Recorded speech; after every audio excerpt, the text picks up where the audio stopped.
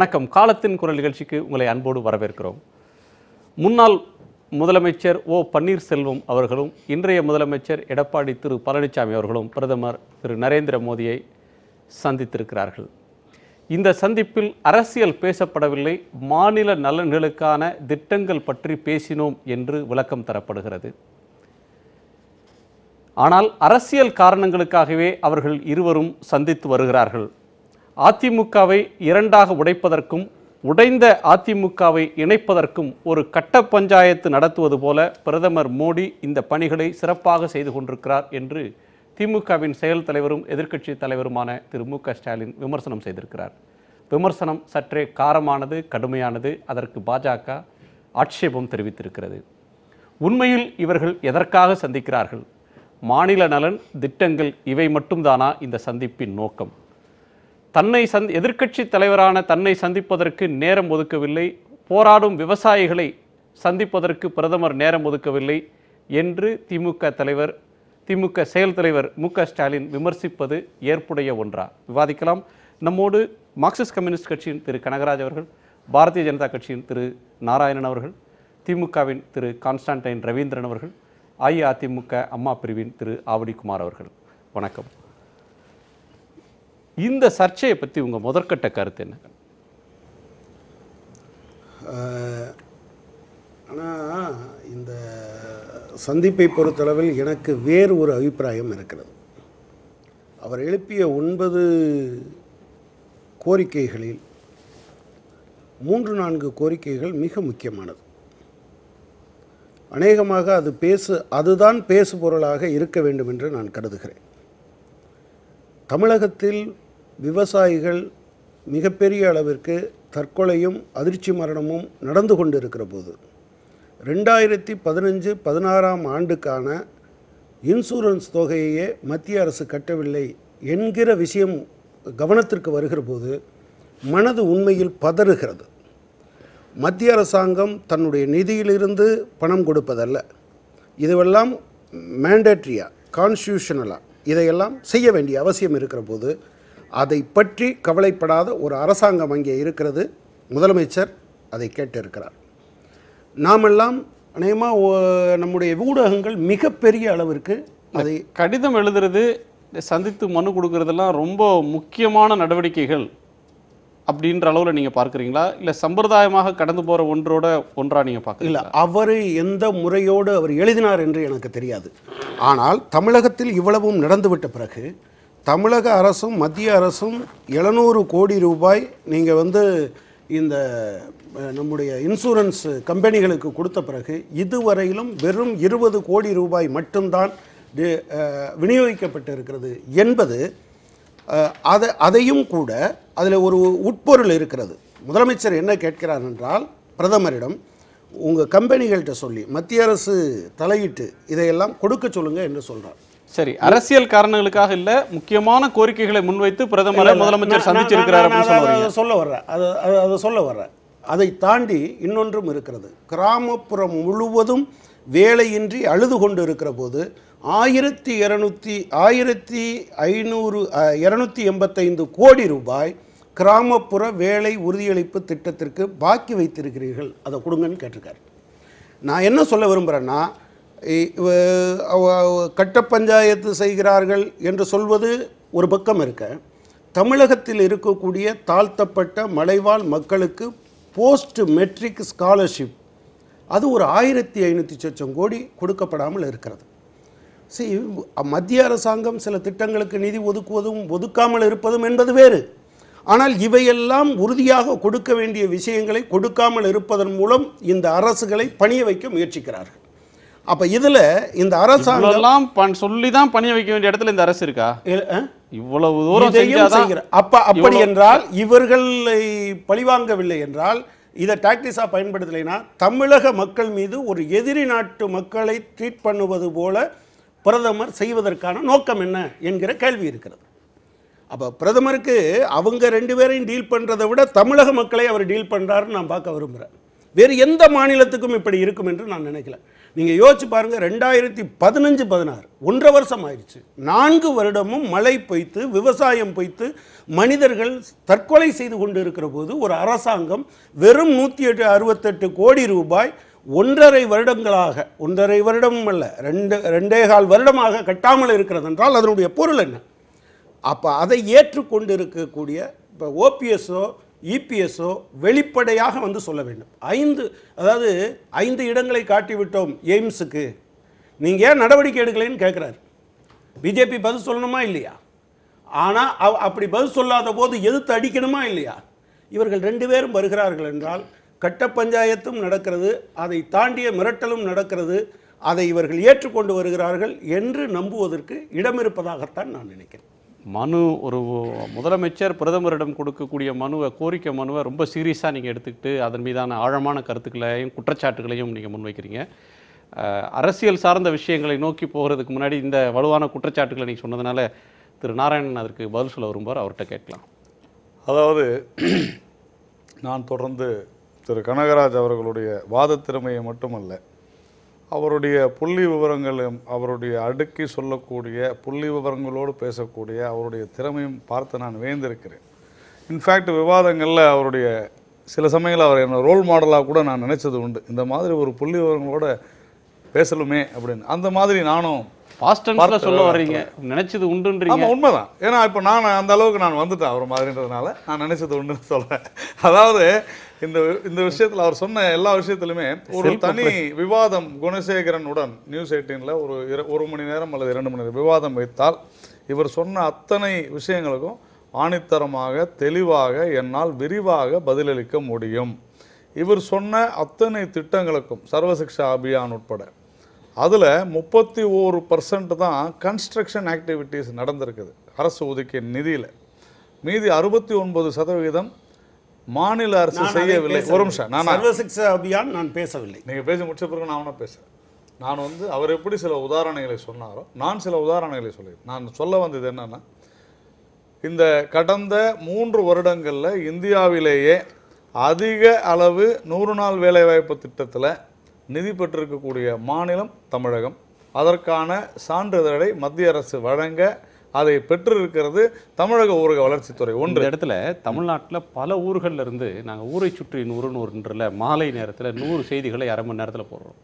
அதில் பல ஊர்களில் சின்ன கிராமங்கள்லேருந்து வரக்கூடிய செய்தி அப்படின்னு பார்த்தா, கிராமப்புற வேலை திட்டத்துக்கு கொடுத்த ஒர்க் பண்ணதுக்கு பல மாதமாக எங்களுக்கு பாக்கி நிலுவை வைத்திருக்கிறார்கள். இல்லை, நான் தான் அதனோட சங்கிலி தொடர், எங்களுக்கு டெல்லியிலேருந்து பணம் வரலன்னு பிரதமர்கிட்ட போய் முதலமைச்சர் சொல்கிறார். நான் என்ன சொல்ல வரேன்னா, அந்த பணம் வரவில்லை என்று சொன்னால் காரணம் என்ன? உதாரணத்துக்கு ஒன்று சொல்கிறேன்.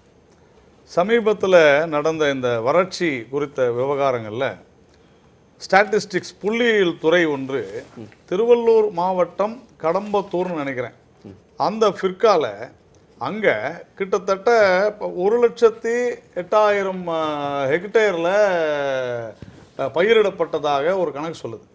ஆனால் வேளாண் துறை வெறும் 6,000, அந்த மாதிரி ஒரு டிஃபரன்ஸ் பார்த்தீங்கன்னா ஒரு 20-30 மடங்கு வித்தியாசம் ஒரு துறைக்குமே இருக்கிறது. அதை ககன்தீப் சிங் பேடி போய் மத்திய அரசு அது குறித்து மிக தெளிவாக நான் பல நிகழ்ச்சிகளில் நான் அந்த கடிதம் உட்பட அரசனுடைய கடிதத்தை கூட நான் மிக தெளிவாக ஆதாரத்தோடு விளக்கினேன்.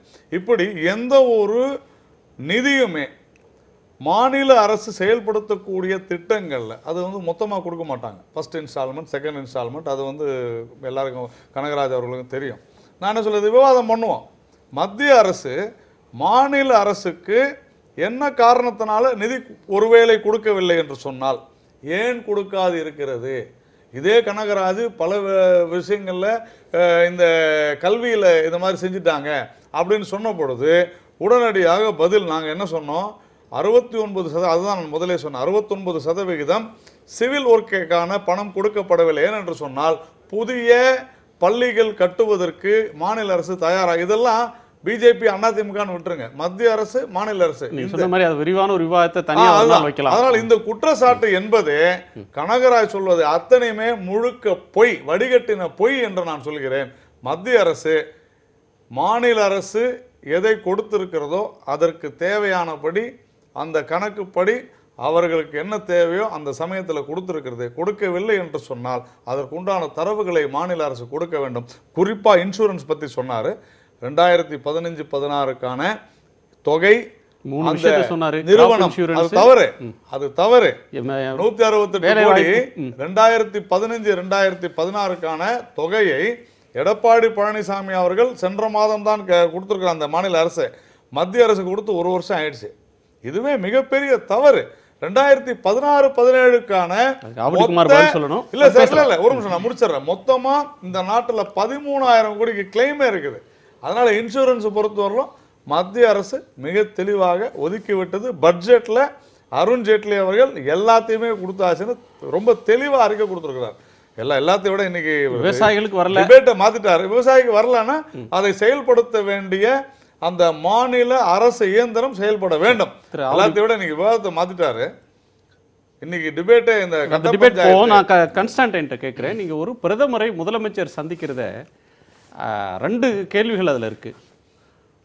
குறுகிய காலத்தில் பிரதமர் சந்திக்கிறார், முதலமைச்சர் 3வது முறையாக சந்திக்கிறார். முதலமைச்சர் சந்திக்கிறதுக்கு அஜெண்டா என்னன்னு சொல்லவே இல்லை. சந்திக்கிறதுக்கு முன்னாடி எதுக்காக சந்திக்க போறாருன்னு அஜெண்டா இல்லைன்னு சொல்லி அதிமுக புரட்சித் தலைவி அம்மாவுடைய எம்பி மைத்ரேயன் கேள்வி எழுப்புறார். இந்த சர்ச்சைகள் ஒரு பக்கம் இருக்கட்டும். பிரதமரை பார்த்து அஃபிஷியலாக மெமோரண்டம் கொடுத்து பேசிட்டு வந்து சொன்ன ஒரு சந்திப்பை எப்படி நீங்கள் கட்ட பஞ்சாயத்துன்னு வர்ணிக்க முடியும்? இதில் அதாவது கட்ட பஞ்சாயத்துங்கிறது வந்து ஒரு தவறான விஷயம் கிடையாது. சாதாரண பஞ்சாயத்துக்கும் கட்ட பஞ்சாயத்துக்கும் வித்தியாசம் என்ன அப்படின்னு பார்த்தீங்கன்னா, கட்ட பஞ்சாயத்துக்கும் மற்ற பஞ்சாயத்தில் இப்போது சாதாரணமாக பஞ்சாயத்து பண்ணும்போது ஒரு நீதி வந்து 2 பேருக்கும் கிடைக்கும். யார் வந்து இப்போ ஒரு உதாரணத்துக்கு குணசேகரன் எனக்கு 1 லட்ச ரூபா தரணும் என்று நான் போகிறேன். பஞ்சாயத்து எனக்கு புரிஞ்சுக்கிட்டது ஒன்று கோர்ட்டுக்குள்ள சட்டத்துக்கு வரம்புக்கு இல்ல, இது இல்லாமலும் பஞ்சாயத்து நடக்கும். சில இடங்களில் பஞ்சாயத்து நடக்கும். எப்படி நடக்கும்னா, இப்போ நான் உங்களுக்கு 1 லட்ச ரூபா நீங்க எனக்கு தரணும்னு சொல்லி நான் சொல்றேன், டாக்குமெண்ட்ஸ்லாம் கரெக்டா இருக்கு, நீங்க தந்து வாங்கினது உண்மை அப்படின்னு தெரிஞ்சு அந்த பஞ்சாயத்து பண்றவர் குணசேகரன் சார் இதை கொடுத்துருங்க சார், அவர்கிட்ட வாங்கினது உண்மைன்னு சொல்லிட்டு விட்டுருவாங்க, கொடுக்கறதுக்கு ஏற்பாடு பண்ணிடுவாங்க. அப்படி இல்லை, நான் தவறான டாக்குமெண்ட் வச்சிருக்கிறேன், குணசேகரன் வந்து காசு வாங்கலை அப்படின்னா, தம்பி அவர் காசு வாங்கலை, நீங்க தேவையில்லாமல் அவரை டார்ச்சர் பண்ணாதீங்கன்னு முடிச்சிருவாங்க. இந்த கட்ட பஞ்சாயத்தில் என்ன பிரச்சனை வரும்னா, யார் பஞ்சாயத்து பண்றானோ அவன் ப்ராஃபிட் ஆவான்.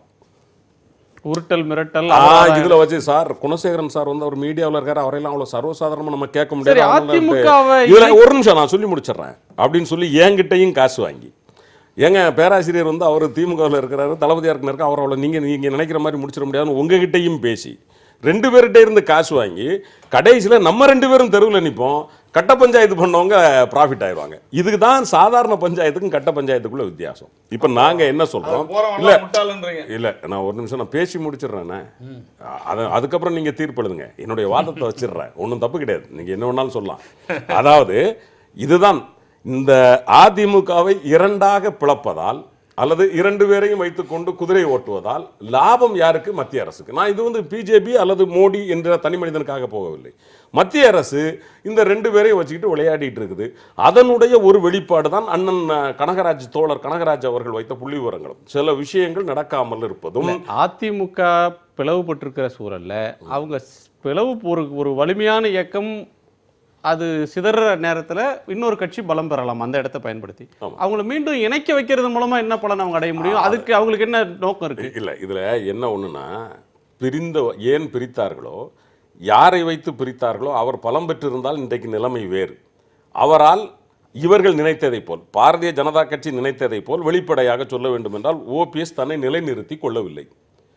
ஆனால் ஓபிஎஸ் நிலைநிறுத்தியிருந்தால் என்ன லாபம் தனக்கு கிடைக்கும் என்று நினைத்ததோ அந்த லாபம் இப்பொழுது கிடைக்க வேண்டும் என்றால் இபிஎஸ் வேண்டும்.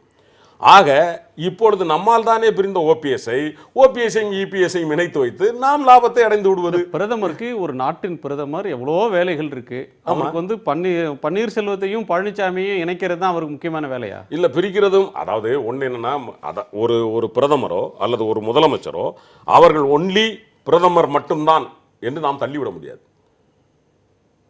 அவர்கள் ஒரு கட்சி என்று இருக்கிறது, அந்த கட்சியினுடைய விரிவாக்கம் தேவைப்படுகிறது. அந்த கட்சி வந்து இன்றைக்கு நம்மளுடைய தமிழகத்தில் இல்லை. அதை உள்ளே கொண்டு வருவதற்கு அவர்கள் முயற்சி எடுக்கிறார்கள். அந்த முயற்சியில் இந்த வேலைகள் நடக்கிறது. இது நாங்கள் மட்டுமல்ல, தமிழகமே ஒத்துக்கொண்ட விஷயம். இது ஒருவேளை பாரதிய ஜனதா கட்சி இதை மறுக்கலாம். கேட்கிற கேள்வி வந்து எதிர்க்கட்சி தலைவர் கேட்கிறார், விவசாயிகளை ஏன் சந்திக்கல? ஆமா. விவசாயிகளை சந்திக்கணும்னு கேட்கறதுல நியாயம் இருக்கு. நாங்களும் ஒரு ஆளுங்கட்சிக்கு ஒரு தரப்பினர் ஓட்டு போட்டாங்கன்னா எதிர்க்கட்சியும் சட்டப்படி அங்கீகாரம் பெற்ற ஒன்று, எங்களை சந்திக்க நேரம் கொடுங்க அப்படின்னு கேட்கறதும், ஏன் ஒதுக்கலன்னு கேட்கறதுலயும் நியாயங்கள் இருக்கு. ஆனா சேகர் ரெட்டியோடு தொடர்புடையவர், எனவே ஓ பன்னீர்செல்வத்தை எப்படி சந்திக்கலாம்? இந்த ஐடி வழக்குல வந்து அவங்க அமைச்சிருக்கிற தாக்கீதுல எடப்பாடி பழனிசாமியின் பெயர் இருக்கிறது, எனவே அவர் எப்படி சந்திக்கலாம்னா, பெயர் இருப்பதனாலேயே அவரை குற்றவாளினோ, அதாவது அவங்கள வந்து ஒரு முதலமைச்சராக இருக்கக்கூடிய ஒருவரை சந்திக்க கூடாதுன்னு சொல்ல முடியும் இல்ல. நீங்க தெளிவா அறிக்கையை பார்த்தீங்கன்னா அவங்கள சந்திச்சதை தவறுன்னு சொல்லவே இல்லை. எடப்பாடி பழனிசாமி அவர்களை பிரதமர் மோடி சந்திப்பதோ அல்லது ஓபிஎஸ்ஐ சந்திப்பதோ தவறு என்று சொல்லவில்லை. என்ன அவர் நாங்கள் கேட்குறது, விவசாயிகள் போராடுறாங்க சந்திக்க மாட்டாங்கிறீங்க, நாங்கள் ஒரு எதிர்க்கட்சி தலைவராக நாங்கள் அனைத்து கட்சியும் ஒன்று கூடி நாங்கள் கேட்குறோம் தரமாட்டாங்கிறீங்க. சரி, அனைத்து கட்சி தலைவர்களுக்கும் தராட்டாலும் எங்களுக்காவது தனிப்பட்ட முறையில் இந்த நீட் எக்ஸாம் இந்த மாதிரி பிரச்சனைகளில் தாங்கன்னு கேட்குறோம், அதுவும் தரமாட்டாங்கிறீங்க. இப்போ ஓபிஎஸ் எந்த அடிப்படையில் நீங்கள் சந்திக்கிறீங்க? ஒன்று, முதலமைச்சரை சந்திக்கிறது எப்படி கேள்விக்குள்ளாக முடியும்? ஓபிஎஸ்ஸை சந்திக்கிறீங்க, சந்திச்சு ஒரு வாரத்தில் எடப்பாடி பழனிசாமி டெல்லிக்கு போகிறார். இப்போ நான் ஒன்று கேட்குறேன், Edappadi Palaniswami as the chief minister he is going to discuss the matter of government.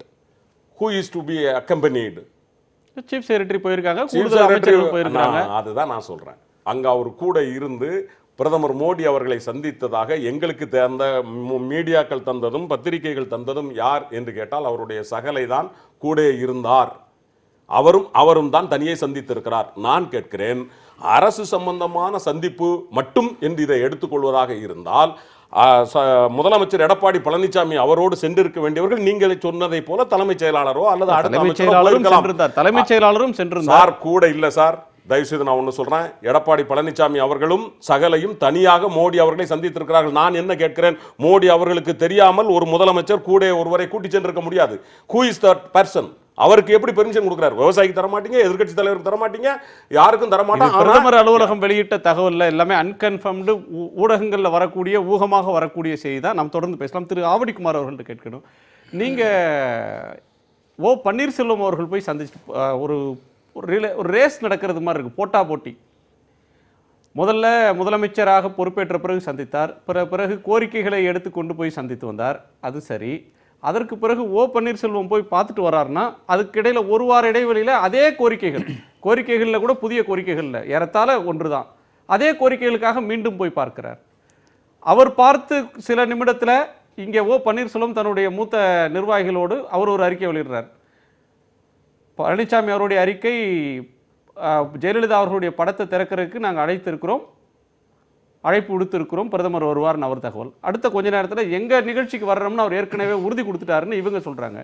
பிரதமரை கவர்வதற்கு, மோடியுடைய அனுக்கிரகத்தை அல்லது அவருடைய ஆதரவை பெறுவதற்கு அதிமுகவின் 2 பிரிவுக்குள்ள ஒரு போட்டி நடக்குதா? இல்லை, நரேந்திர மோடி அவர்கள் இந்தியாவினுடைய பிரதமர். அவர் பாரதிய ஜனதா கட்சியை சார்ந்தவராக இருக்கலாம், அவர் பாரதிய ஜனதா கட்சியுடைய தலைவர் அமித்ஷா தான். அமித்ஷாவை போய் சந்தித்தா அதிமுகவும் தான் பாரதிய ஜனதா கட்சியும் பேச்சுவார்த்தைக்கு போனாங்கன்னு சொல்லலாம். நீங்கள் ஒரு நாட்டினுடைய பிரதமரை ஒரு மாநிலத்தினுடைய முதலமைச்சர் சந்திப்பதே கட்ட பஞ்சாயத்துன்னு சொல்கிற அளவுக்கு ஒரு தரம் தாழ்ந்த அரசியல் தமிழ்நாட்டில் அறிமுகமாகி கொண்டிருக்கிறது. இன்னும் சொல்ல போனால் அதிமுக தான் கட்ட பஞ்சாயத்து கந்து வட்டியெல்லாம் ஒழிச்சது புரட்சி தலைவி அம்மா. ஆனால் தமிழ்நாட்டிலிருந்து ஒழிக்கப்பட்ட ஒன்று இன்னைக்கு ஒரு பிரதமரை சந்திப்பது மரியாதைக்குரிய கனகராஜ் பஞ்சாயத்துலாம் முழுக்க ஒழிஞ்சிருச்சுன்னு சொல்லாதீங்க. எல்லா காலத்திலும் இருந்து சட்டம் போட்டிருக்கான்னு சொன்னேன். அதிமுக அனுமதிக்காதுன்றதுக்காக அந்த வாசகத்தை நான் பயன்படுத்தினேன். அதனால மரியாதைக்குரிய கனகராஜ் சொல்ல மிக தெளிவாக சொன்னார். நீங்கள் அவர் எந்தெந்த வகையில் எந்தெந்த நிதிகள் தமிழ்நாட்டிற்கு தந்திருக்க வேண்டிய நிதிகள் தாமதப்படுத்தப்படுகின்றன, அதை விரைவுபடுத்துங்கள் என்ற கோரிக்கையை ஆதாரபூர்வமாக பிரதமரிடத்தில் வைத்திருக்கிறார். இதையெல்லாம் செஞ்சதுக்கு பிறகு நீங்கள் பன்னீர்செல்வம் போய் பார்த்தது வந்ததோடு ஒப்பிடுறதுன்றது, இதுக்கு அதுவும் அவருக்கு வச்ச கோரிக்கையும் இது கோரிக்கையும் அவருடைய நிலையும் முதலமைச்சருடைய நிலையும் ஒன்றாயிருமா? இன்னும் சொல்ல போனால் முதலமைச்சர் மிக தெளிவாக சொல்லியிருக்கிறார், நான் அரசியல் பேச வரவில்லை, தமிழ்நாட்டினுடைய முதலமைச்சர் என்ற முறையில் தமிழ்நாடு அரசாங்கத்தினுடைய பிரச்சனைகளை, மத்திய அரசாங்கத்தில் இருக்கின்ற பிரச்சனைகளை விவாதிப்பதற்கும் அதை தொகுதி பிரச்சனைக்காக எம்எல்ஏக்கள் முதலமைச்சருக்கு பார்க்கறது மாதிரி தமிழ்நாட்டின் பிரச்சனைக்காக முதலமைச்சர் சென்று சந்தித்தார். ஓ பன்னீர்செல்வமும் அதே மாதிரியான கோரிக்கைகளுக்காக சந்தித்தார். அப்ப இந்த இரண்டு சந்திப்பையும் சேர்த்து ஸ்டாலின் விமர்சிக்கிறார். இரண்டு சந்திப்பு இல்லை, எந்த அரசியல்வாதி அல்லது அமைச்சர்கள் அல்லது அரசியலில் ஈடுபாட்டு உள்ளவர்கள் யார் சந்தித்தாலும் அரசியல் தான். எதையுமே அரசியல் இல்லாமல் இப்போ ஸ்டாலின் அறிக்கை விட்டுருக்காரு, அரசியல் இல்லையா இதில்? எல்லாத்துலயும் அரசியல் ஏதாவது அரசியல் நடத்ததான் எல்லாரும் அரசியல் ரீதியான விமர்சனம் தான், அதுல யாரும் மாற்றி பேசுவதற்கு ஒன்று இல்லை. ஆனா எடப்பாடி பழனிசாமி நான் அரசியலே பேசல அவர்கிட்ட. இல்லை, அரசியல் கட்சியை பற்றி நான் பேசவில்லை, ஆட்சியினுடைய நிர்வாகத்தை பற்றி மத்திய அரசாங்கத்திற்கும் மாநில அரசாங்கத்திற்கும் இடையிலே இருக்கின்ற பிரச்சனைகளை பற்றி பேசணும்னு அவர் தெளிவுபடுத்தியிருக்காரு. இதில் ஒன்றும் நாங்கள் ரகசியம் ஒன்றும் பேச வேண்டிய அவசியம் இல்லை. நாங்கள் கட்சியை பற்றி பேசினா பேசிட்டு வர போகிறோம். இதில் என்ன நாங்கள் ஜனாதிபதி தேர்தல் வருது, அவங்க ஆதரவு கேட்டாங்கன்னா ஆதரவு கேட்டாங்கன்னு சொல்லிட்டு போகிறோம், இல்லை கொடுத்தானா கொடுத்துட்டு சொல்கிறேன்னு சொல்ல போகிறோம். அது இதில் ஒன்றும் ரகசியம் எதுவும் இல்லையே நீங்கள். ஆனால் இதில் என்னன்னா, ஒரு முதலமைச்சர் மாநிலத்தினுடைய உரிமைக்காக மாநிலத்தினுடைய தேவைக்காக பிரதமரை சந்தித்தது கோரிக்கை வைத்ததை கொச்சைப்படுத்துகின்ற வகையில் இன்னைக்கு பேசிக்கிட்டு இருக்கீங்க. அதை மறந்துடாதீங்க. இது நான் முடிச்சிடறேன், நீங்கள் பேசுங்க. இது தமிழ்நாட்டுக்கு பாதிப்பை உருவாக்கும். நீங்கள் இதே ஸ்டாலின் எத்தனை முறை சொல்லியிருக்காரு, பிரதமரை போய் முதலமைச்சர் சந்திச்சாரா, பதவி ஏற்று ஏன் போகலன்னு கேட்டார்ல. அமைச்சர்கள் போய் மத்திய அரசாங்கத்தை அதிகாரிகளோட பேசுறது இல்லை, டெல்லிக்கே போகிறது இல்லை, டெல்லிக்கு போகிறதுக்கு பயப்படுறாங்க சொன்னாரா இல்லையா? இன்றைக்கு அரசியலுக்காக எது வேணா பேசலாம், பேசினாலும் போய் பார்த்தாலும் தப்பு, பார்க்கலனாலும் தப்பு, கேட்டாலும் தப்பு, கேட்கலனாலும் தப்புன்னா இது அவருடைய அரசியல் தெளிவின்மை மட்டும் இல்லை, அவர் அரசியலில் ஒரு சரியான நிலைப்பாட்டில் இல்லை என்பதை தான் காட்டுகிறது. இன்னைக்கு ஒரு முக்கியமான விஷயம் நான் முடிச்சிடறேன். பிஜேபியை அதாவது நீங்க இன்றைக்கு மரியாதைக்குரிய கனகராஜ் இவர் நாராயணன் பேசுற போது சொன்னார், எல்லா நிதியும் கொடுத்துட்டாங்க. எல்லா நிதியும் கொடுத்துருந்தா நேற்று பிரதமர்கிட்ட முதலமைச்சர் ஆதாரங்களோடு இந்தந்த வகையில் இந்தந்த இனங்களின் மரியாதைக்குரிய கனகராஜ் அவர்கள் சிலதை குறிப்பிட்டு சொன்னார். அதை மறுபடியும் நான் சொல்ல தேவையில்லை. இப்படி ஒவ்வொன்றிலையும் இருக்கிற 2 ஆண்டுகளாக ஓராண்டாக பல மாதங்களாக இருக்கின்ற நிதி இழப்பை, அந்த நிதியை மத்திய அரசாங்கம் இன்னைக்கு இல்லை நாளைக்கு தரும். ஆனால் இன்னைக்கு விவசாயிகள் பாதிக்கப்படுகிறார்கள். இன்றைக்கு விவசாயிகளை காப்பாற்ற வேண்டிய நிலையில் இருக்கின்ற காரணத்தால் அதை கவனத்துக்கு கொண்டு வந்து அதை துரிதப்படுத்துங்கள். அதை நாங்கள் குறையா சொன்னதை விட அதை மத்திய அரசாங்கம் எங்கேயோ ஒரு இடத்துல தேக்கம் இருக்கு. அந்த லேப்ஸுக்கு யாரோ காரணம் இருக்கலாம், அது பிரதமருடைய நிலையாக கூட இல்லாமல் இருக்கலாம். ஆனால் அதை நிறைவேற்ற வேண்டும் என்ற கோரிக்கையை தமிழ்நாட்டு மக்கள் எதிர்பார்க்கிறார்கள். அதை அரசாங்கம் எடுத்து வைக்குது. இது எல்லாமே இன்றைக்கு மாநிலத்தில் இருக்கின்ற பிரச்சனைகள். இந்த பிரச்சனைகளை தொடர்ச்சியா இந்த கோரிக்கைகளை முன்வைக்கிறீங்க. ஜெயலலிதா அவர்கள் காலத்திலும் சரி, ஓ பன்னீர்செல்வம் காலம், எடப்பாடி பழனிசாமி காலம் ஒரே கோரிக்கைகள் மீண்டும் மீண்டும் வைக்கப்படுகின்றன. அதுல என்ன நிறைவேறியது இல்ல? 2 பேரும் சேர்ந்து ஆதரித்தாலும் என்ன நடக்க போகுது?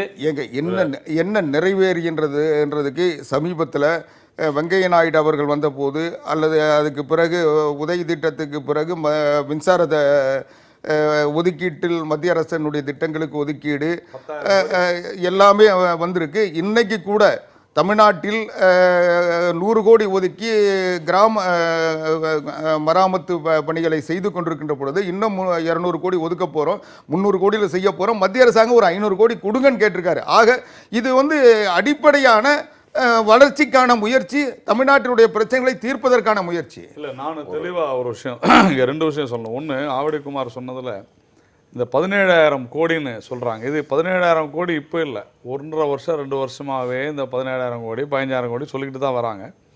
நான் இது குறித்து மிகப்பெரிய ஆய்வினை செய்திருக்கிறேன். அதனால தான் நான் முதல்ல சொன்னேன், இதை பற்றி ஒரு விவாதம் வைங்க. நீங்கள் சொல்ல வர்றது, அதாவது இது விவாதத்துக்குரிய பிரச்சனையான்றதை விட இதை மத்திய அரசாங்கம் கிட்ட முதலமைச்சர் கோரிக்கை வச்சிருக்காரு. உரிய அதிகாரிகள் ஆய்வு பண்ணிட்டு நாங்க கொடுத்துட்டோம் சொன்னா பிரச்சனை இல்லை, இல்ல கொடுத்துட்டாங்க. அதுக்கே நம்ம ஒரு விவாதம் உங்களுக்காக வாதாடல, நீங்க வாதம் இல்ல, கொடுக்கலன்றது நாங்க எடுத்து சொல்லி இருக்கிறோம். அது கொடுப்பாங்கன்னு எதிர்பார்க்கிறோம். இது கொடுக்க வேண்டியது இல்லைன்னு அவர் சொல்ல வேண்டாம். எல்லாத்தையும் கொடுத்தாச்சுன்னு கூட சொல்லல, நான் அப்படி கூட சொல்லல. நான் சொல்வது பல தரவுகளின் அடிப்படையில் எதனால் சில ஹெட்டிங்கில் பணம் போகவில்லை துறைகளில் அப்படிங்கிறது ஆதாரபூர்வமாக ரைட்டிங்கில் இருக்குது. தாராளமாக அதை நம்ம ஆய்வு செஞ்சு மாநில அரசில் ஏன் சில விஷயங்கள், உதாரணத்திற்கு இந்த என்ன மண் வள அட்டை திட்டத்தில் 8 கோடி கொடுத்துருக்குறாங்க முதல் இன்ஸ்டால்மெண்ட் போன வருஷம். ஆனால் அதை எப்படி உபயோகித்தார்கள்ன்ற அந்த விஷயத்தை, அந்த தரவுகளை மாநில அரசு கொடுக்கல. அதனால் மீதியில் இருக்கிற 8 கோடி வரல. ஆனால் அந்த 8 கோடி சேர்த்தா அதில் இருக்கும். இப்படித்தான் கணக்குகள் சரியாக கொடுக்காத காரணத்தினால அது அந்த டிபார்ட்மெண்ட் கழிச்சிரும். இல்லைங்க, நான் சொல்ல வர்றது ஒரு எக்ஸாம்பிள். அதான் நான் சொல்லுவேன். இது வந்து it is a very long topic. அதில் ஒரு நிமிஷம் இருங்க. முக்கியமாக இந்த கட்ட பஞ்சாயத்து பேசாத இந்த நவுத்த முடியாது. இவர் நம்ம திமுகவினுடைய செயல் தலைவர் ஸ்டாலின் அவர்கள் கட்ட பஞ்சாயத்துன்னு பிரதமர் குறித்து பேசியது திமுக அதனுடைய எதிர்பார்ப்பு பொய்த்து போனது. தமிழகத்தில் அண்ணா திராவிட முன்னேற்ற கழகத்தினுடைய ஆட்சி கவிழ்ந்து போகும், மறுபடியும் முதல்வராகலாம் அல்லது முதல் முறையாக முதல்வராகலாம் என்கின்ற அவருடைய கனவு தகர்ந்து போன அதிர்ச்சியில் அவர்களுடைய தரத்தை, தாழ்ந்து போன தரத்தை தான் இந்த கட்ட பஞ்சாயத்து என்கின்ற வார்த்தை வெளிப்படுத்துகிறது. ஸ்டாலின் அவர்கள் இதற்காக பகிரங்கமாக தமிழக மக்களிடம் மன்னிப்பு கேட்க வேண்டும் என்பதுதான் எங்கள் நிலைப்பாடு. நான் பேசுகிறேன் அண்ணா, ஒரு நிமிஷம் உங்கள் அனுமதியோட. இதில் வந்து கட்ட பஞ்சாயத்து மாதிரி இவர் பண்ணியிருக்கிறார் அப்படிங்கிறது தமிழக மக்கள் ஒத்துக்கிட்ட விஷயம். தமிழக மக்களுடைய மனச்சாட்சியை தான் அவர் வெளிப்படுத்தினார். அதனால் வந்து இன்னைக்கு ஓட்டு நடந்திருக்கு. ஆன்லைன்ல ஓட்டிங் நடந்திருக்கு. இது இந்த மாதிரி ரெண்டு கட்சிகளையும் ஒரு கட்சியை உடைச்சு அப்படின்னு சொல்லி அது இருக்குது. அதனால இது வந்து அவங்க இந்த 2 பேரையும் அதிமுகவினுடைய 2 அணிகளை உருவாக்கியதும் பிரித்து வைத்து விளையாடுவதும் மத்திய அரசு தான் என்பதில் தமிழக மக்களுக்கு எந்த மாற்று கருத்தும் கிடையாது. இதை இல்ல அவங்களுமே சொல்லியிருக்காங்க. அவங்கள நிறைய பேர் சொல்லிட்டு இருக்கிறாங்க. ஒருவேளை ஆவடிக்குமார் அண்ணன் அதை மறுக்கலாம், எனக்கு தெரியாது. ஆனால் அதிமுகவினுடைய 2 அணிகளில் சசிகலா அவர்கள் அணியில் இப்பொழுது அம்மா கட்சியில் இருக்கக்கூடிய முக்கியமானவர்கள் நிறைய பேர் அதை சொல்லியிருக்கிறாங்க. எங்களை இந்த மாதிரி பிரித்து வச்சு விளையாடுறது வந்து பாஜக தான் என்பதை அவர்கள் சொல்லியிருக்கிறார்கள். இதுல வந்து இன்னொன்னு என்னன்னா, கட்ட பஞ்சாயத்து மோடி பண்றார், கட்ட பஞ்சாயத்து நடப்பதை போல இதை பண்ணிட்டு இருக்காங்க அப்படின்னு சொல்றதுல ஒன்னும் எந்த தவறும் கிடையாது. இதுல என்ன தவறு வரப்போகுது? இது நடந்தது. தரம் தாழ்ந்ததெல்லாம் கிடையாது. நீங்கள் தரம் தாழ்ந்து நடந்து கொண்டால் நாங்கள் அதை அப்படித்தான் சொல்ல முடியும். ஒரு மத்திய அரசு நடக்க வேண்டிய வகையில் இல்லாமல் தரம் தாழ்ந்து நடந்து கொண்டால் அதைத்தான் சொல்ல முடியும். அதை அப்படித்தான் சொல்ல முடியும். நீங்கள் எப்படி நடந்து கொள்கிறீர்களோ அப்படித்தான் நாங்கள் சொல்ல முடியும். கட்ட பஞ்சாயத்து பத்தி பேசுறவங்க தினகரன்ல மதுரையில் நடந்தது பத்தி பேசணும்.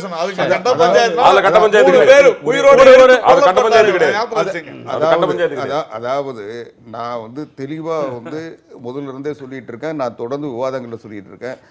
அனைத்திந்திய அண்ணா திராவிட முன்னேற்ற கழகத்தை பிளவுபடுத்துவதற்கு, பாதிப்பு உருவாக்குவதற்கு, முடக்குவதற்கு மத்திய அரசாங்கத்தினுடைய நிறுவனங்கள் காரணமாக இருந்திருக்கிறத, இன்னும் சொல்ல போனால் தேர்தல் ஆணையம் தன்னுடைய பணிகளை செய்ய இயலாத நிலையில் இன்றைக்கு 2 அணிகள் என்ற ஒரு புதிய கட்சிகளை உருவாக்கி அவங்களே அங்கீகாரம் கொடுத்து ஆர்கே நகர் தேர்தலில் விட்டாங்க. அதை வச்சுட்டு இன்னைக்கு 2 கட்சின்னு சொல்லி என்ன நோக்கம்?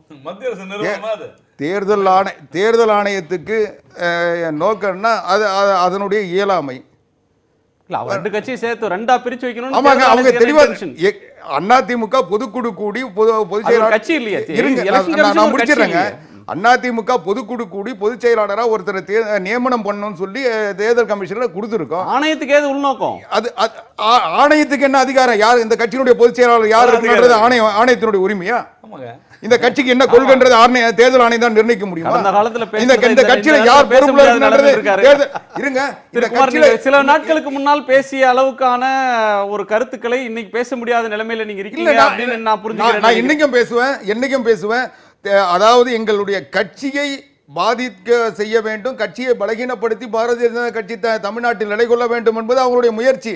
அதுல வந்து தடையே இல்லை. ஆனால் அரசாங்கம் என்பது மாநில அரசாங்கம் மத்திய அரசாங்கத்தோடு இணக்கமாக இருந்து தமிழ்நாட்டுக்கு கிடைக்க வேண்டிய உரிமைகளை, தேவைகளை பெறுவதற்காக 2 அரசாங்கங்கள் இணைந்து பணியாற்றுகின்றன. எந்த சந்தேகமும் இல்லை. ஒரு இடைவேளைக்கு பிறகு பேசலாம். இதே தமிழ்நாடு பாரதிய ஜனதா கட்சியினுடைய தலைவர் தமிழிசை சவுந்தரராஜன் பேசலையா? எல்லாருமே பேசியிருக்காங்க. இன்றைக்கு ஒவ்வொரு நிகழ்ச்சியும் இன்னைக்கு இப்போ ஸ்டாலின் சொல்ற வார்த்தைகள் வேணா தவறானவையோ கடுமையானவையோ இருக்கலாமே ஒழிய இந்த பொருள்பட எல்லோரும் பேசியிருக்காங்க. சரி, ஒரு இடைவேளைக்கு பிறகு பேசலாம். ஒரு சிறிய இடைவேளைக்கு பிறகு காலத்தின் குரல் தொடரும்.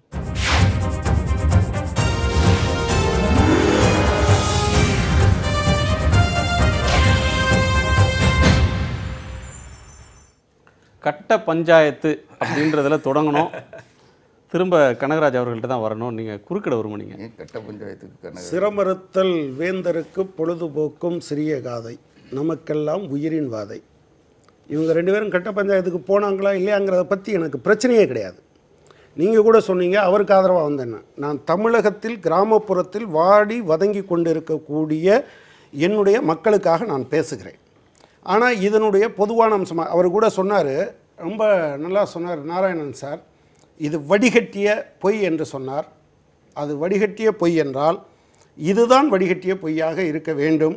திரு எடப்பாடி பழனிசாமி மாண்புமிகு தமிழக முதலமைச்சர் மாண்புமிகு இந்திய பிரதமருக்கு எழுதிய கடிதத்தில் என்ன சொல்லியிருக்காருன்னா, as per guidelines, Government of Tamil Nadu has already paid the state share of premium subsidy of 51 crore and the share of compensation of rupees 168.66 crore to the Agricultural Insurance Company of Company Limited. It is informed that Government of India has not released its equivalent share of rupees 168.66 crore till date. இதற்கு என்ன அர்த்தம் என்பதை அவர்கள் பார்க்கட்டும். ஒருவேளை நான் வடிகட்டிய பொய்யை சொல்லி இருந்தால் மக்கள் சொல்லட்டும். இன்னொன்று சொன்னார், ஸ்காலர்ஷிப்பை அவர் ஸ்கிப் பண்ணிட்டார். ஒன்றில் என்ன சொன்னார், முரண்பாடு இருக்குன்னு. நீங்கள் ஒன்றை புரிஞ்சுக்கணும், அது ரொம்ப முக்கியமானது என்று நான் நினைக்கிறேன். தமிழக மக்களுக்கு வரவேண்டிய பணத்தை, என்னுடைய வரி பணத்தை ஒரு ஒரு ஒரு ஒரு ஒரு மகாராஜா போலவும் அல்லது நான் கப்பம் கட்டுகிற ஒரு சிற்றரசன் போலவும் தமிழகத்தை நடத்துவதை ஏற்க முடியாது என்கிற காரணத்தால் சொல்கிறேன். அவர் சொல்கிறாரு, அக்ரிகல்ச்சரல் டிபார்ட்மெண்ட்டு இப்படி சொன்னாங்க, ரெவன்யூ டிபார்ட்மெண்ட்டு அப்படி சொன்னாங்கன்னு. மத்திய அரசாங்கத்திடம் நேரடியாக தமிழகத்திலோ அல்லது எந்த மாநிலத்திலும் இருக்கக்கூடிய ஒரு துறையின் அதிகாரி நேரடியாக ரிப்போர்ட் பண்ண முடியுமா? அது கான்ஸ்டியூஷனலாக வேலிடா எங்கேயாவது இருக்கான்னு நீங்கள் சொல்லுங்கள். நம்பர் 3வது, நான் ஸ்காலர்ஷிப் கேட்டேன், அவர் பதிலே சொல்ல. தமிழகத்திற்கு மட்டுமல்ல, இந்திய நாடு முழுவதுக்கும் post matric SC ST scholarship 20,000 கோடி நிறுத்தி வைக்கப்பட்டு இருக்கிறது. அது தமிழகத்துக்கு வஞ்சிக்கப்பட்ட தொகை 1500 கோடி. இது கட்ட பஞ்சாயத்து என்று சொல்வதற்கு அவர் சொல்வதற்கு ஒரு நியாயம் இங்கே. இதில் கவலை இல்லைன்னு சொல்றீங்க. இவங்க 2 பேரும் முரண்படுவதும் இது தொடர்பான அரசியல் தமிழ்நாட்டோட இன்ட்ரெஸ்ட் பாதிக்கலையா? இல்ல, அதனால தான் திரு மு.க. ஸ்டாலின் அவர்கள் இதை சொல்லி இருப்பதில் எந்த விதமான நியாயமும் இல்லை என்று நான் சொல்ல மாட்டேன். அதில் பாயிண்ட் இருக்கு. நான் என்ன சொல்றேன்னா, இதில் கொந்தளித்திருக்க வேண்டும் தமிழக அரசு. உடனடியாக அனைத்து கட்சி கூட்டத்தை கூட்டி இருக்க வேண்டும். தமிழகத்தினுடைய நலன் பாதிக்கப்பட்டிருக்கு. தமிழகம் கிராமப்புறம் வறுமையில் இப்படி இருக்கிற போது மத்திய அரசாங்கம் ஓர வஞ்சனை செய்கிறது என்று பேசி இருப்பதற்கு பதிலாக இப்போ அவர் எப்படி வந்தார், நாங்கள் கேட்டிருக்கலாம், அவர்கள் கொடுத்திருக்கலாம், அதை பிரதமர் மோடிக்கு தெரியாமல் இருக்கலாம். எத்தனை கடிதத்தில் இவர் சொல்லுகிற கடிதத்தில் இதற்கு முன்பு நான் கொடுத்தேன், அதற்கு முன்பு கொடுத்தேன் என்று டேட்டை சொல்றாரு. இவர் என்ன சொல்றாரு, பிரதமருக்கு தெரியாமல் இருக்கும் என்று சொல்றார். அது எப்படி பிரதமருக்கு தெரியாமல் இருக்கும் என்று அதிமுக சொல்வதிலிருந்தே என்ன இருக்குன்னா, அது கட்ட பஞ்சாயத்து தான். ஒரு பக்கம் இது நியாயத்தை வைத்தாலும் கூட அதை வலுவாக பேசினால் தாங்கள் எங்கே அரசு அதிகாரத்தை பாதுகாக்க முடியாதோ என்கிற நிலையிலிருந்து தான் பேசுகிறார்கள் என்று சொல்லுங்கள். மறுபடியும் இந்த டீவியேஷன் அப்படிங்கிறது கனகராஜ் அவர்கள் சமீபத்தில் திமுகவுடன் அவர்களுக்கு ஏற்பட்டிருக்கிற உறவை பாதுகாத்து கொள்ள வேண்டும் என்கின்ற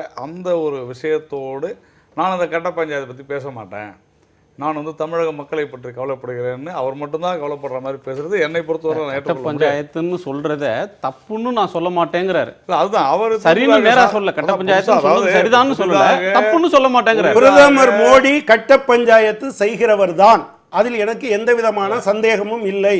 இந்த பிரச்சனையில் தமிழகத்தில் இதில் என்ன நீங்கள் சொல்லணும்னு நினைக்கிறீங்க? நான் அவர் ஸ்டாலினுடைய வார்த்தையில் சொல்லலாம் என்றால் என்ன, என் வார்த்தையில் சொல்லலாம் என்றால் என்ன? நான் சொல்கிறேன், இந்த பிரச்சனை இது முக்கியமான பிரச்சனையா இல்லையாங்க? இதை விட்டுட்டு வேற எல்லாத்தையும் நாங்கள் அதை பேசணும் இதை பேசணும்னு சொன்னால் என்ன அர்த்தம்? 5 மாதம் 4 மாதம் தமிழகத்தில் இருக்கக்கூடிய கிராமப்புற விவசாய கூலி தொழிலாளிகளுக்கு சம்பளம் கிடைக்கல. நீங்கள் 1500 கோடியை வைத்துக்கொண்டு கொடுக்கவில்லை என்றால், ஒருத்தருக்கு 1200 கோடியை வச்சுக்கிட்டு கொடுக்கலைன்னா கேட்க மாட்டாங்களா? ஒரு நிமிஷம் இல்லை, ஒரு தலைப்பில் விவாதம் பண்ணும்போது நான் அப்படி தான் அதை பற்றி பேச மாட்டேன், நான் இதை பேசுவேன் அப்படின்னு கனகராஜ் சொல்லுவதும் அதை கேட்டுக்கொண்டு நீங்களும் அமைதியாக இருப்பது என்பது நான் பேசுவதற்கு நீங்கள் அனுமதி அளிக்க வேண்டும். நான் மறுபடியும் சொல்கிறேன், சென்ற மாதம் 2015-16க்கான காப்பீட்டுத் தொகையை சென்ற மாதம்தான் தமிழக அரசு, நான் சொல்கிறது பிரீமியம், அதை செலுத்தியுள்ளது. நீங்கள் அதை செலுத்தாத ஃபண்டு ரிலீஸ் ஆகாது. ப்ரீமியமே கொடுக்காத எங்கேருந்து வந்து வரும்? கிளைம்ஸ் வரும். இவர் சொல்கிறது கிளைம்ஸ், நான் சொன்னது ப்ரீமியம். அதனால் ரொம்ப ரொம்ப நேர்த்தியா ரொம்ப பிரீமியத்தை தான் நான் சொல்றேன், கிளைம் இல்ல. நீங்க 51 கோடின்னு சொன்னது பிரீமியம், 182 கோடின்னு சொல்றது பங்கு. இல்ல ரெண்டையுமே சொல்லிருக்கேன். அவர் கேட்டிருக்கிறது முதலமைச்சர் கேட்டிருக்கிறது பிரீமியம். 168 கோடி ஒன்னு சொல்றேன்.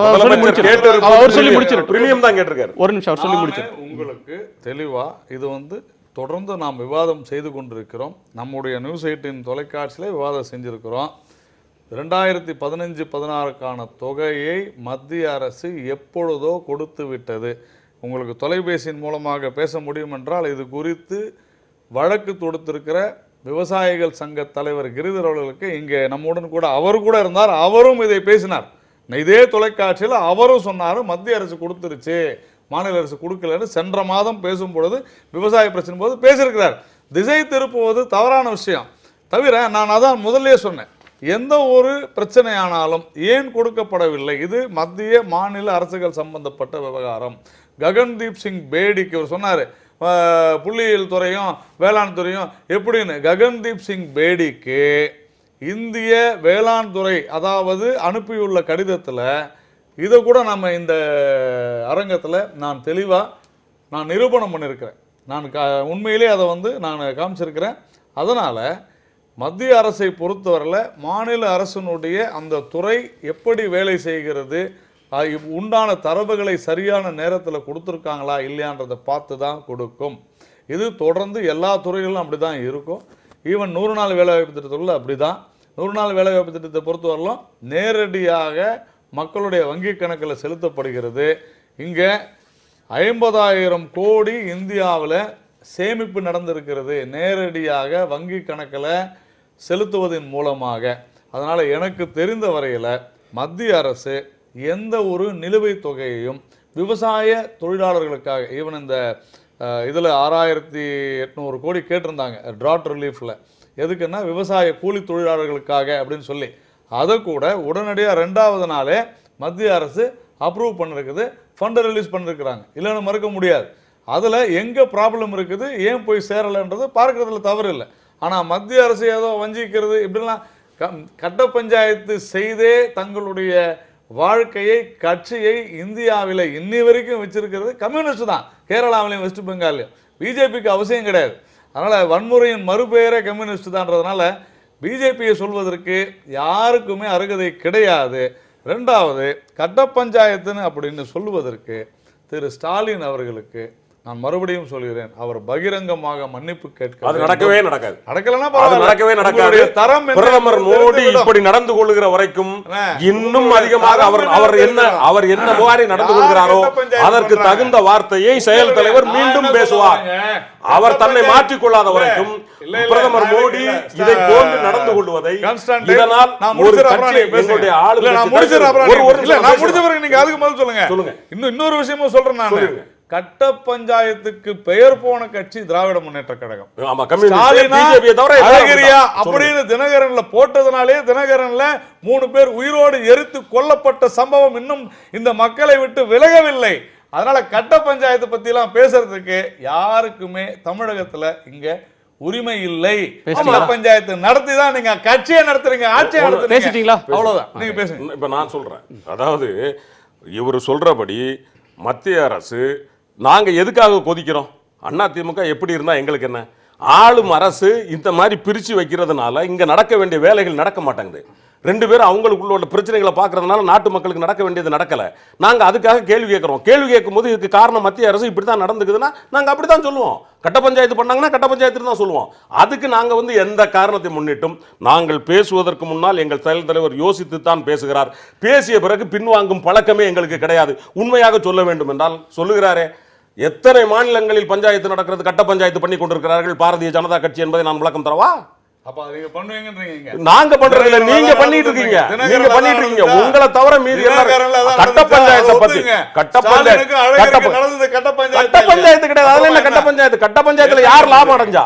ஒன்னு சொல்றேன், கட்ட பஞ்சாயத்து என்பது பாரதிய ஜனதா கட்சி இங்க பண்ணிட்டு இருக்கு. இதை வந்து பாரதிய ஜனதா கட்சியை தவிர எல்லாரும் ஒத்துக்கொள்கிறார்கள். இன்னைக்கு விவாதத்தில் இருக்கக்கூடிய சகோதரர் கனகராஜாக இருக்கட்டும், சகோதரர் ஆவடி குமாராக இருக்கட்டும், இதை ஒத்துக்கொள்கிறாங்க. கண்டிப்பா ஒத்துக்கிட்டு தானே சொன்னாரு. அப்படி பார்க்கும்போது நாங்க சொன்னது நிஜம்.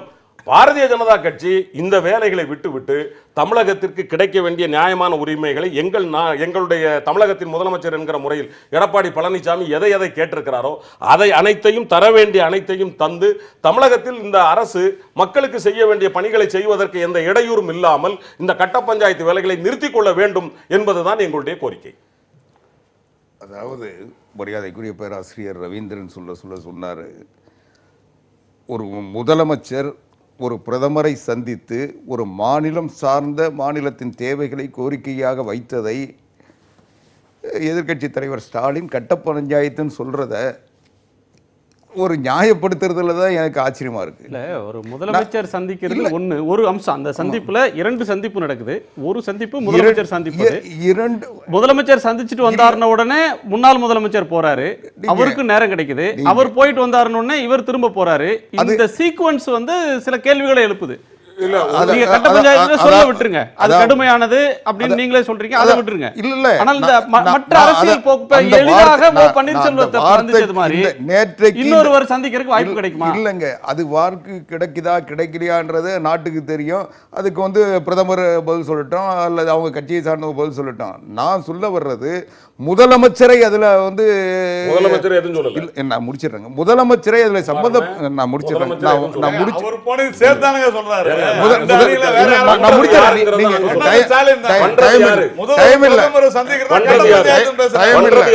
நீங்க அவரு நீங்க வந்து இவங்க ரெண்டு பேரும் விக்டிமா பாக்குறீங்க. ஆமா, இவங்க ரெண்டு பேரும் பாதிக்கப்பட்டு நிக்கிறாங்க. இப்போ உண்மை அதுதான், இவங்க ரெண்டு பேரும் பாதிக்கப்பட்டு தான் நிக்கிறாங்க. ஓபிஎஸும் பாதிக்கப்பட்டிருக்காரு, இபிஎஸும் பாதிக்கப்பட்டிருக்காரு. பாதிப்பை உண்டாக்கியவர் கட்ட பஞ்சாயத்து பண்ணுகிறவர். இதுதான் எங்களுடைய இல்ல, பாதிக்கப்பட்டவங்களே பாதிப்பை பத்தி சொல்ற இடத்துல இல்லையா இப்போ? இல்ல, அவர் சொன்னார்ல, இல்ல இப்போ 5 நிமிஷத்துக்கு முன்னாடி உங்ககிட்ட சொன்னாரு. நேற்று பட்ட காயத்தையும் ரணத்தையும் சொல்லி அளக்கூட முடியாமல் இருக்கிறார்கள் என்று. இல்ல, நான் உங்களை சொல்ல விஆர் கிருஷ்ணய்யர் இந்த எஸ்சி ரிசர்வேஷனை கேன்சல் பண்ணணும்னு சொல்லும்போது இந்த பக்கம் வாதாடுறவங்க சம்பந்தமா சொல்லுவார், தாங்கள் 2000 வருஷம் பட்ட கஷ்டத்தையும் ரணத்தையும் சொல்லி அழக்கூட முடியாதவர்கள். சில பேருக்கு அழுவதற்கு கூட தைரியம் இல்லாமல் இருக்கிற போது என்ன செய்வது? எங்களுக்கு தைரியத்தை யாரும் கத்துத்தர தேவையில்லை. நாங்க தைரியம் இல்லாமல் இருந்தால் இன்னைக்கு ஆட்சி இருந்திருக்காது. அதை வந்து மறந்துட்டு பேச வேண்டாம். இவங்க வந்து நான் என்ன சொல்ல வரேன், எந்த நேரத்தில் ஒரு அரசியல் என்பது, அரசியல் விவேகம் என்பது எந்த நேரத்தில் நாளல் போல வளைந்து போக வேண்டுமோ, எந்த நேரத்தில் நிமிர்ந்து மூங்கில் போல நிற்க வேண்டுமோ அது எங்களுக்கு தெரியும்.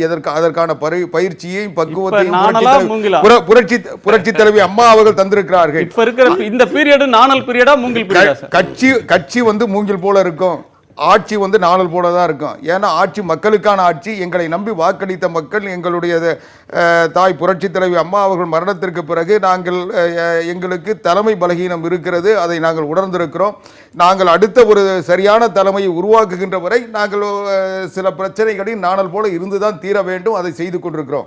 நீங்க நாணல் ஆட்சி மூங்கிலா இருக்கிறப்ப நீங்க கவலைப்பட வேண்டியதே இல்லை. நான் முடிக்கிறேன். மாத்தி சொல்றாரு, கட்சி மூங்கிலா இருக்கு, ஆட்சி நாணலா ஆட்சி வந்து கட்சி வந்து எங்களுக்கானது, ஆட்சி வந்து மக்களுக்கானது. நாங்கள் மக்கள் எங்களை நம்பி வாக்களித்து இருக்கின்ற பொழுது நாங்கள் எங்களுடைய பாதிப்புக்காக ஆட்சியை வந்து பலகீனப்படுத்தணும்னா மக்கள் பாதிக்கப்படுவாங்க. அதனால நாங்கள் துயரத்தையும் ஒரு பக்கம் ஒதுக்கி வச்சுட்டு, ஆமா, நான் அதை சட்டப்படி சந்திச்சுட்டு இருக்கோம்.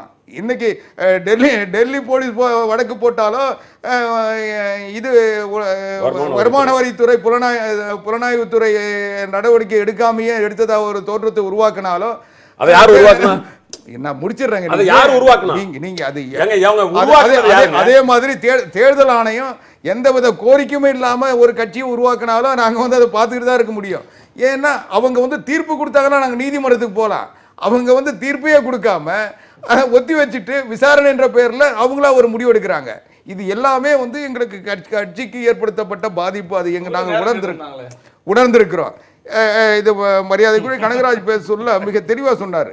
இது ஏதோ தமிழ்நாட்டுக்கு வந்த பாதிப்பு, தமிழ்நாடு அரசாங்கம் இதை வந்து கேட்கறதுக்கு கூட பயந்துக்கிட்டு போய் கோரிக்கை வச்சுட்டு இருக்காங்கன்ட்டு. அவரே சொன்னார், இந்தியா முழுவதும் ஸ்காலர்ஷிப் தரல, தமிழ்நாட்டில் கோரிக்கையாவது வச்சோம், வேற மாநிலத்தில் கோரிக்கை வச்சாங்களா, கேட்டாங்களா? அது மட்டும் இல்லை, இன்னைக்கு காப்பீட்டு திட்டத்தில் வந்து இன்னைக்கு வந்து காப்பீட்டு திட்டத்தில் மாநில அரசாங்கம் பணம் செலுத்திருச்சு, மத்திய அரசாங்கம் பணம் தரலன்றதை நாங்கள் ஆதாரப்பூர்வமாக இன்னைக்கு தமிழ்நாடு அரசாங்கத்தின் சார்பாக கோரிக்கை வச்சிருக்கோம். இருங்க, நான் முடிச்சிடறேன். இதே கோரிக்கையை விவசாய போராட்டம் நடந்த போது தமிழ்நாடு பாரதிய ஜனதா கட்சி தலைவர் தமிழிசை சவுந்தரராஜன்ல இருந்து என்ன சொன்னாங்க? காப்பீட்டு திட்டத்தில் மாநில அரசாங்கம் சேர்ந்திருந்தா எல்லாத்தையும் மத்திய அரசாங்கம் செஞ்சிருக்குன்னு சொன்னாங்களா இல்லையா? இன்னைக்கு சேராமையா மாநில அரசாங்கம் நிதி கொடுத்தது. ஆக இன்றைக்கு நான் முடிச்சிடறேன்.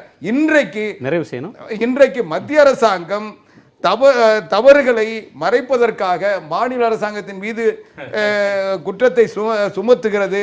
மாநில அரசாங்கம் மக்களோடு இருக்கிறது, மக்களுக்காக இருக்கிறது, நாங்கள் சரியாக இருக்கிறோம், எந்த நேரத்தில் கோரிக்கை வைக்கிறோம், போராடுகின்ற நேரத்தில் போராடுவோம். நன்றி. தளபதியாருடைய வார்த்தைகளின் பின்னணியில் இருப்பது இந்த அரசாங்கத்தை இப்படி மத்திய அரசு வேலை செய்ய விடாமல் கெடுக்கிறதே, இதனால் தமிழக மக்கள் பாதிக்கப்படுகிறார்களே என்கிற கொதிப்பினுடைய வெளிப்பாடுதான் அந்த வார்த்தைகளே தவிர, இதை விட்டுவிட்டு மத்திய அரசு தயவு செய்து தமிழக அரசிற்கு கொடுக்க வேண்டிய நிதிகளை கொடுத்து இந்த அரசாங்கத்தை செயல்படுவதற்கு வழிவகை செய்ய வேண்டும். இல்லை என்றால் எங்களது வாதங்கள் இப்படித்தான் இருக்கும். வார்த்தைகள் அல்ல, என்னுடைய வாதங்கள். நீங்கள் தரந்தாழ்ந்து இருக்கிற வரைக்கும் நாங்கள் அதை சொல்லிக் கொண்டுதான் இருப்போம்.